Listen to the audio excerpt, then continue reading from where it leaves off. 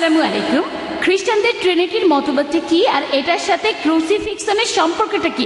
FIXION। বোন, আপনি খুব সুন্দর প্রশ্ন করলেন যে ট্রিনিটির মতবাদটা আসলে কি আর ক্রুসিফিক্সনের সাথে এর সম্পর্কটা কি। FIXION এটা বলার জন্য ধন্যবাদ, না হলে বুঝতে একটু অসুবিধা হতো। এখানেও ইসলামিক দৃষ্টিভঙ্গি আর বাইবেলের দৃষ্টিভঙ্গি, কোরআন আর বাইবেলের কথা। এখানেও পবিত্র কোরআন বলছে, সূরা মাইদার ৭৩ নম্বর আয়াতে উল্লেখ করা হয়েছে, লাকাদ কাফারাল্লাযিনা ক্বালু ইন্নাল্লাহা সালিসু সালাসা। তারা তো কুফরি করছে, ধর্মের অবমাননা করছে যারা এমন বলে আল্লাহ তো তিনের মধ্যে একজন, অর্থাৎ ট্রিনিটি। এরপরে সূরা নিসার ১৭১ নম্বর আয়াতে উল্লেখ করা হয়েছে, ওয়ালা তাকুলু সালাসা, তোমরা ট্রিনিটি বলো না, নিবৃত্ত হও, এটাই তোমাদের জন্য কল্যাণকর। ওয়ালা তাকুলু সালাসা। পবিত্র কোরআনে ট্রিনিটি শব্দটার উল্লেখ আছে সব মিলিয়ে 2 বার। কিন্তু যদি বাইবেল খুঁজে দেখেন, পুরো বাইবেলের ভেতরে ট্রিনিটি শব্দটা একবারও উল্লেখ করা হয়নি। যদি আপনারা এই বাইবেলটা পড়েন, এটা আকারে পবিত্রকরণের তুলনায় প্রায় দ্বিগুণ। এখানে অক্ষরগুলো আকারে ছোট, এখানে আরবি আর ইংরেজিতে ব্যাখ্যা করা হয়েছে। এই বাইবেল আসলে আকারে পবিত্রকরণের দ্বিগুণের চাইতেও বেশি। বাইবেলের কোথাও ট্রিনিটি শব্দটা পাবেন না, কোথাও না। কাছাকাছি যে অনুচ্ছেদটা আপনারা এখানে পেতে পারেন যেখানে ট্রিনিটির কথা বলা হচ্ছে, সেটা আছে ফার্স্ট এপিস্টল অফ জনে 5 নম্বর অধ্যায়ের 7 অনুচ্ছেদে বলা হয়েছে, স্বর্গে 3 জন সবার হিসাব রাখবে, মহান পিতা, পুত্র আর পবিত্র আত্মা, আর এই 3 জন এক। ট্রিনিটির মতবাদে কাছাকাছি অনুচ্ছেদটা ফার্স্ট এপিস্টল অফ জন 5 নম্বর অধ্যায়ের 7 অনুচ্ছেদ। তবে এখন যদি রিভাইজড স্ট্যান্ডার্ড পড়েন, এটা হলো কিং জেমস ভার্সন। এই বাইবেলটা খ্রিস্টানদের মধ্যে জনপ্রিয়। এটা রিভাইজড স্ট্যান্ডার্ড ভার্সন। ভাই জানতে চাচ্ছিলেন কোন ভার্সন? আমি এখানে 5 মিনিটের মধ্যে সব উত্তর দেওয়ার চেষ্টা করছি। এটা হলো রিভাইজড স্ট্যান্ডার্ড ভার্সন, নতুন ভার্সন। ভার্সন মানে এর এক একটা এক এক রকম। আর খ্রিস্টানদের এরকম 24,000 সংস্করণ আছে এই বাইবেলের, তবে কোনোটাই একরকম না। এটা হলো নিউ কিং জেমস ভার্সন, প্যাস্টরের কাছে আছে। এটা ডুয়েই ভার্সন। এখানে আছে 73টা বই, এখান থেকে 7টা বই বাদ দেওয়া হয়েছে। অনেকেই 7টাকে বলে এগুলো বানানো হয়েছে। কারা এমনটা করেছে? প্রটেস্ট্যান্টরা।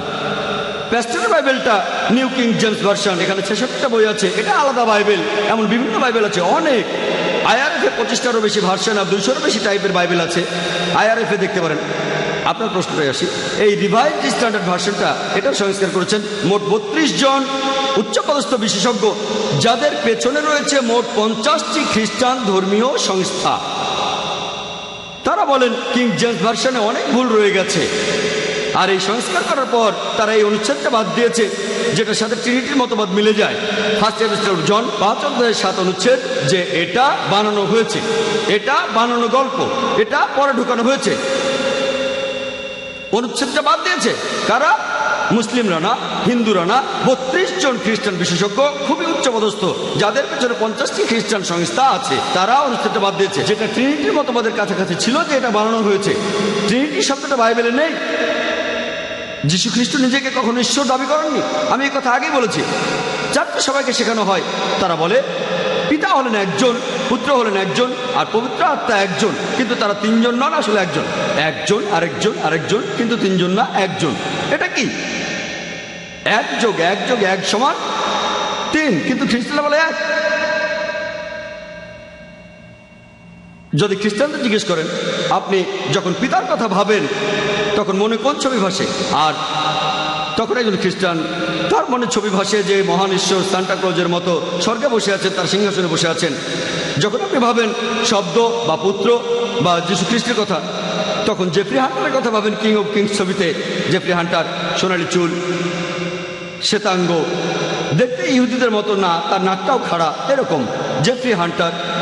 আর যখন পবিত্র আত্মার কথা বলে, একটা ঘুঘু পাখির মতো, যেটা এসেছিল জন দ্য ব্যাপটিস্টের সাথে ব্যাপটাইজের সময়, অথবা সেই ধোঁয়ার মতো পেন্টাকস্টের সেই ভোজসভায়। 3টি আলাদা ছবি। কিন্তু যদি প্রশ্ন করেন আপনারা কটা ছবি দেখেছেন, তারা বলবে একটা। আপনি যতই চেষ্টা করেন এই 3টি ছবিকে কখনো এক করতে পারবেন না। তবে জিজ্ঞেস করেন কটা ছবি দেখেছেন, তারা বলবে একটা। তারা মিথ্যে বলছে, কারণ 1 যোগ 1 যোগ 1 সমান 3। যোগ করলে এক হয় না।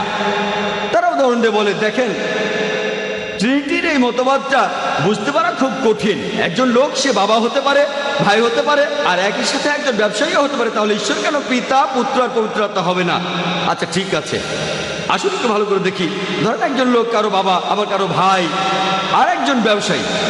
এখন লোকটার বোন তাকে কিছু কথা বললো, গোপন কথা। স্বাভাবিকভাবেই লোকটার বাবা সত্তাটা সে কথাটা জানবে, ব্যবসায়ী সত্তাটাও জানবে। কিন্তু যদি বাইবেল পড়েন, গসপেল অফ মার্ক 13:32 বলা হয়েছে, যীশু খ্রিস্ট নিজেই বলেছেন, সেদিনের কথা, সেই সময়ের কথা কোনো মানুষ জানে না, কোনো দেবদূত জানে না, এমনকি পুত্রও জানে না, শুধু স্বর্গের পিতা জানেন। তার মানে শেষ বিচারের দিনের কথা যীশু খ্রিস্ট জানে না, দেবদূতরাও জানে না, পবিত্র আত্মাও জানে না, শুধু মহান ঈশ্বরই জানেন। তার মানে এই তিনজন আসলে এক নন, তিনজন আসলে এক নন। এই ট্রিনিটি এমন একটা মতবাদ যেটা অযৌক্তিক। যতই চেষ্টা করেন এটা ব্যাখ্যা করতে পারবেন না। যেমন ধরেন খ্রিস্টানরা বলে যে যীশু খ্রিস্ট ক্রুশবিদ্ধ হয়ে মারা গেছেন, তার মানে কি বলবেন যে ঈশ্বর ক্রসে মারা গেছেন?